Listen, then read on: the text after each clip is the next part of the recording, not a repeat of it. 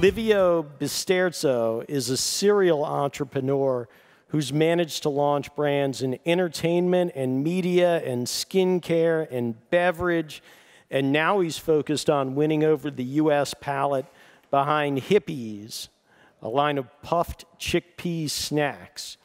The interesting part of this is, and the reason we're featuring it, is the way the brand is rolled out, is that it's curated its approach to channels and marketing to focus on millennials and on fast growth. And we've invited Livio here to explain to us the way he implements accelerating that growth and acting and disrupting a big category by building a big brand. Please welcome Livio Bisterzo.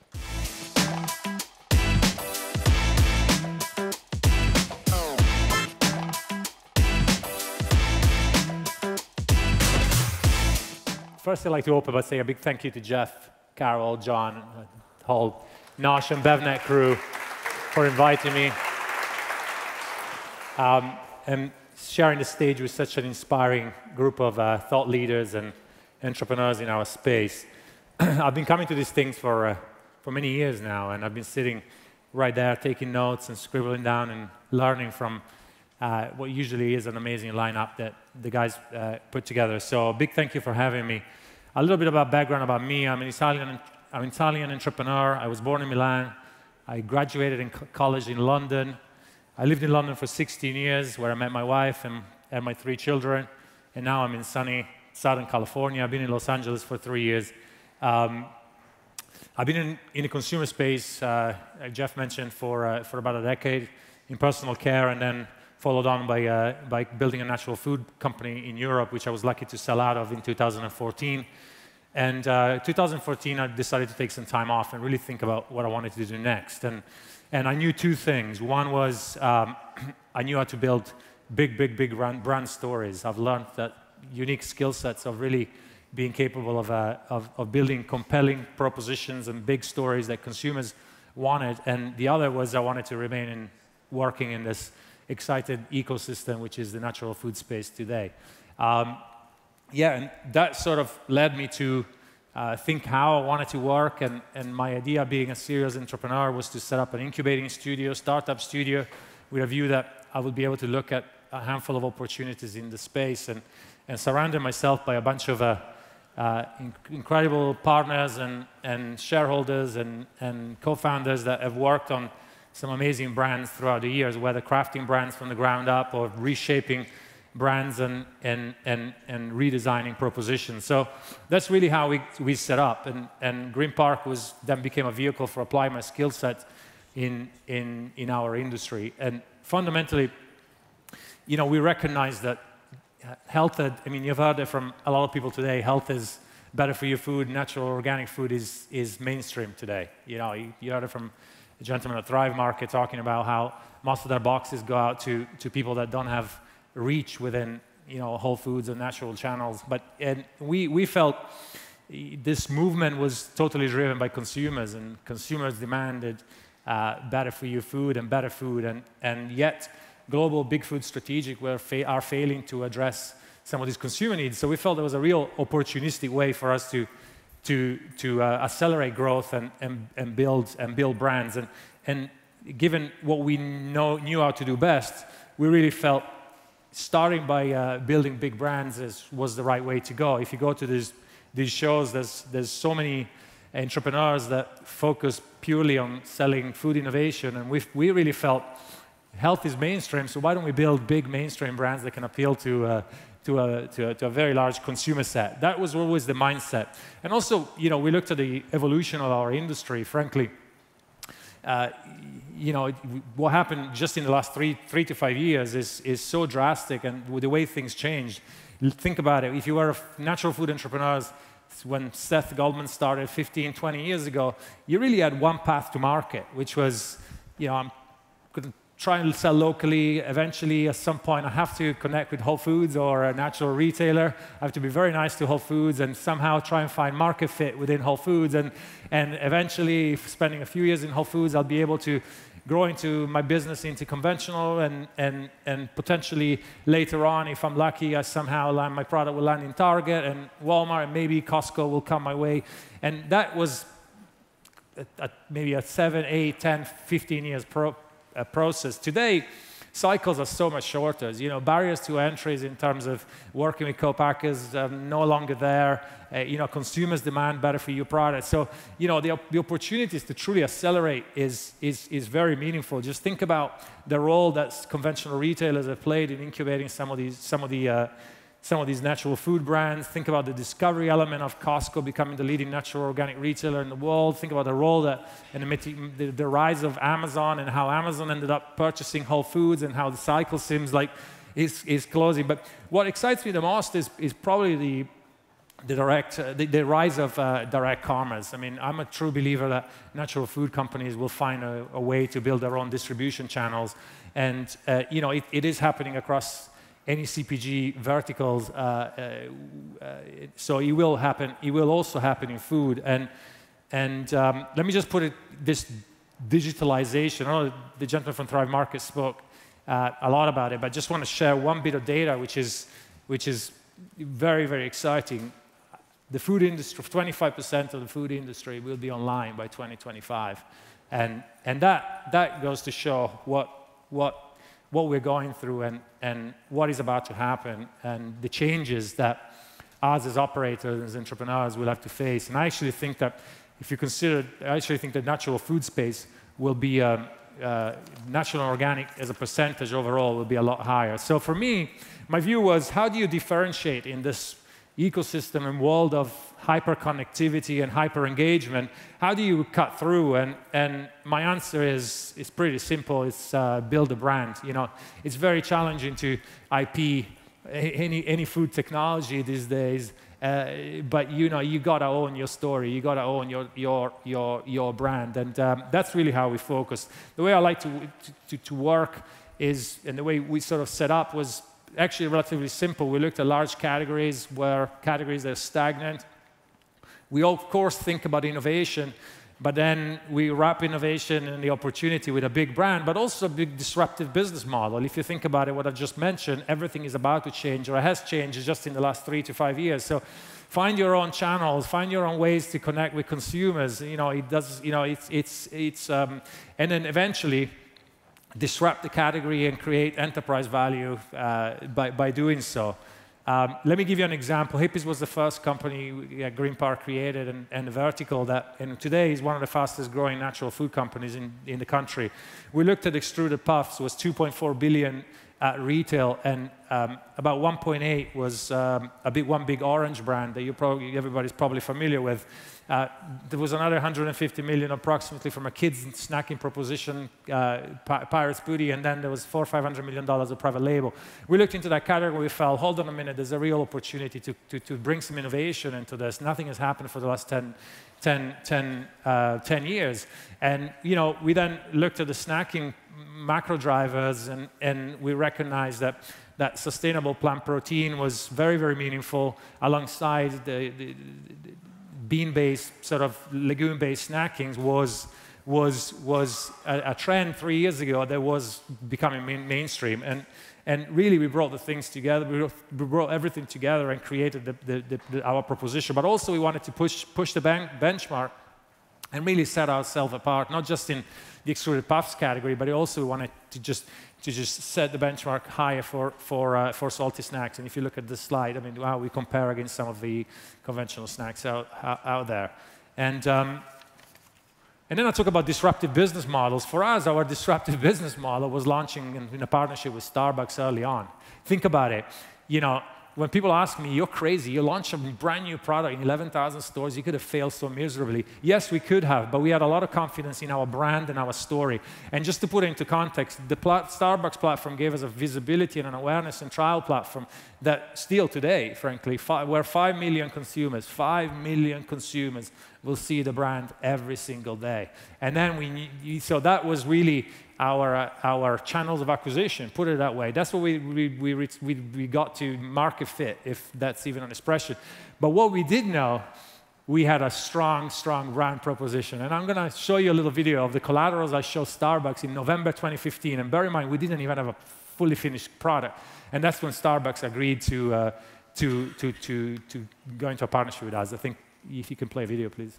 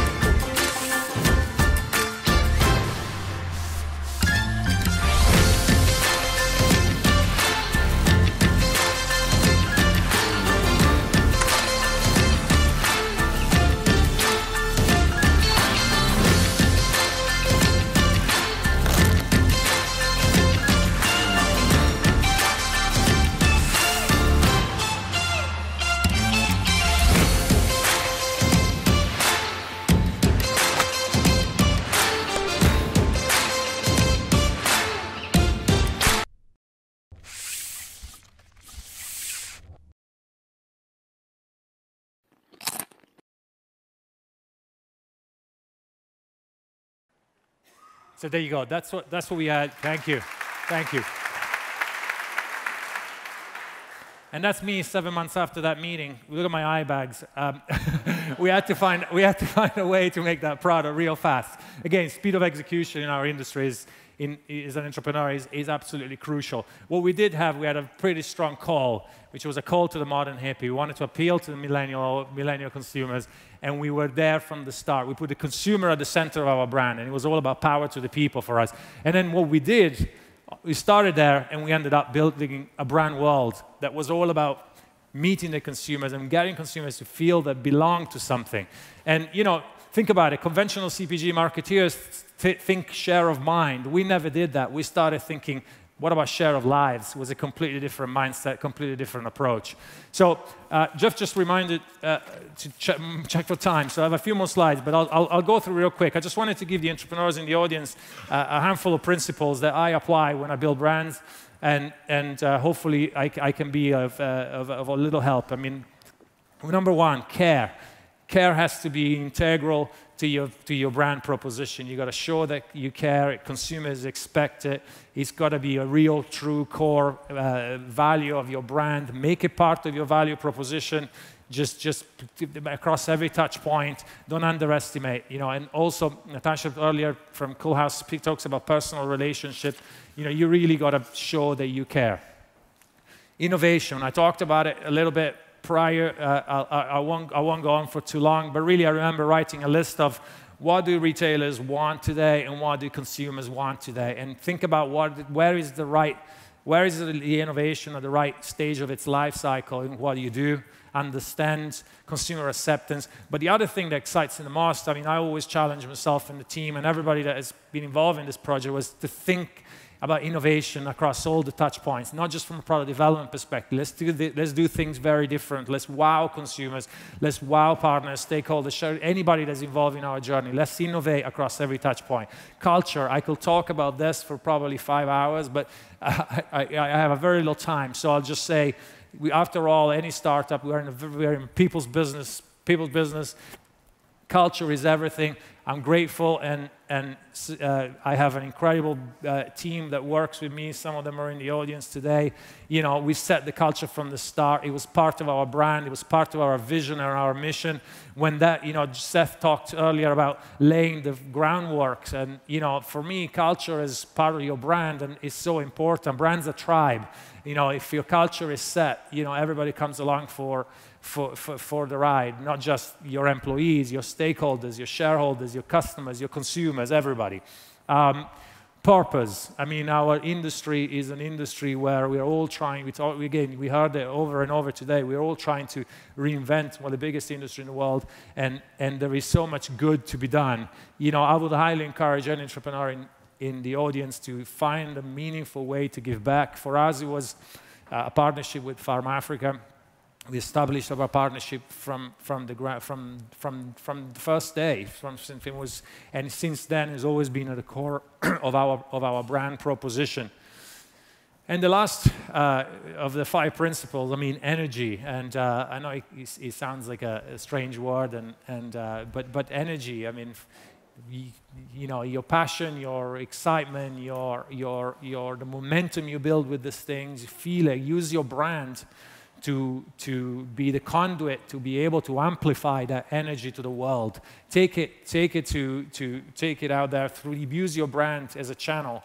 You know, the way we execute when we touch, when we go in stores, the way we turn up to events and we bring our energy, and you know, the way we dress Whole Foods windows, or you know, whether it's our Summer of Love campaign that is just gone live, and you'll see collaterals and materials and billboards all over. You know, it's about bringing the energy. And I asked the team to, you know, just count how many global distribution inquiries we got just in the last 12 months. Keep in mind, we're a 2-year-old business, right? We got over 120 distribution inquiries globally, and we don't even have the time to like think about this sort of work, unfortunately. You know, we need to focus on the job in hand, which is. But we even somehow ended up in the front cover of the leading design and packaging magazine in China. And wish me luck with that trademark. But okay, I'll wrap by. I created a little video just to give you a good sense of our journey so far, and yeah, that's me. Organic chickpea puffs. That's us. And we're on a mission to shake things up, to make snacks that are good for you and good for the earth, and change the world one puff at a time. So this is a call to the modern hippies, those who want goodness for mind, body, and soil, and rally behind those who want the same. Here's to sharing the peas and love, because since our launch, things have got pretty far out. We've set up camp all over the world, in some like totally cool places.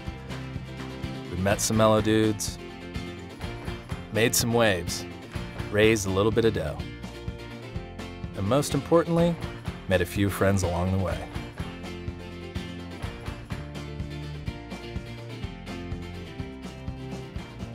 They're called hippies, hip peas. Even some guy named after a star sign. And that's just the beginning. But for now, let's stand together. Flowers in our hair and crumbs in our beards. Because all we're really saying is give peas a chance.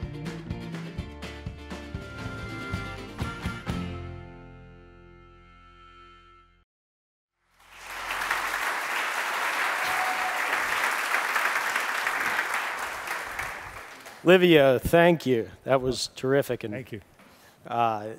It's been an amazing thing to see, just step by step, how fast the rollout has gone. Any idea of where you are right now in terms of the company's overall growth and development? I mean, what's the end goal here? We have a lot of work to do. We are about just under 30,000 point of sales distribution currently across the US. We're just scratching the surface. If you think about the category size, the category alone is, like I said, is 2.4 billion in that format. We think we have a platform that can become a bean-based snacking lifestyle platform. We have so much work to do, but we've got to stay focused on the imminent challenges ahead, which is making sure that wherever the product ends up works, and we're transitioning from natural conventional food service into a larger channel of distribution, so we have to make sure that those work. Yeah, and are you finding distribution itself is something of an obstacle, or does e-com help you? Not at all. In fact, if anything, we're being very selective who we work with. We're turning some distribution down because we want to make sure that we deliver big stories, big success stories across some of the channels we work on. So, no, it's been an overwhelming positively ride. I mean, and you know, it's hard to believe. You know, I joke with the team. You know, it feels like we've been doing it for 20 years, but we've only been in business for 2. So, it's incredible, and it's got to be when when you look at that sort of innovation cycle and that heavy market activation, incredibly cost intensive. So can you talk about the way funding played a role in the plan and how much of a role it plays as you go forward? Right. Yeah, so funding obviously was crucial. This wasn't my first rodeo, excuse the expression, but we set early on a business plan that was, we felt we had the capabilities to go very fast with this company. The trends were all there. It came down to, the brand was there, it came down to execution and making some of the key leadership hires at the beginning also helped us set us on a journey that we're still on currently today. Funding and working with the right investors was also crucial to help us, to give us the capital that we needed to execute on a very aggressive business model. So, and that was through Green Park? No, that was from, we incubated a business through Green Park, but then obviously we went out for outside capital. We raised capital from Strand Equity and Leonardo DiCaprio and Cabo Ventures. Yes. But Green Park is an incubator. Are you working on other products right now? Not right now. We have a very busy schedule with this company, and we just worked on. We launched last year a sparkling water line, which is also something that, although we feel the focus is Hippeas, and we have a lot going on with this right now. Absolutely. We're looking at opportunities, but we're not. Yeah, so that's obviously the question is how do people speak with you about opportunities? And do you have the bandwidth to engage them? Yeah, I mean, we're operators after all, so we're not an investment company. We run companies, and we got to focus on this one specifically. It's a pretty special journey we're on. So, but certainly later this year, maybe next year, there'll be more opportunities. So you were talking about building out a kind of chickpea-based or legume-based snacking platform. We're not there yet, right? We're still focused on the puff. How deep into that do you think you go before you sort of parachute? We like to hit. We like to hit $100 million in sales prior to just, and I think we can get there within 3 years period. So and that's very, very ambitious. I know. Are you going to employ a tribe of robot bees? Can you tell us a little bit about your approach to e-com? Has that been an important part of the growth? And yeah, I mean, for us, was about focus. For us, was about we have an incredibly thriving Amazon business, and we have decided to just delay slightly our own direct channel because for us, it's about resources, right? Also, I mean, it's been such an incredible ride. We have so much work to do that we decided to postpone our launching a direct commerce platform this year. We'll be looking at it again next year. That's interesting. That's interesting. And again, that's a place where your investor is probably adding some level of value. Could be, yeah. Now, we got to know you early on through Little Miracles, and that was a product that didn't quite translate. Right.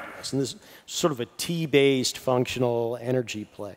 So I wonder what you learned through that product that's giving you insights into this kind of launch. A ton. I mean, any of the startup journeys I've been on were learning curves, but that one for me was a couple of key learnings was, alignment and vision, not just with your management team, but also with your shareholders set.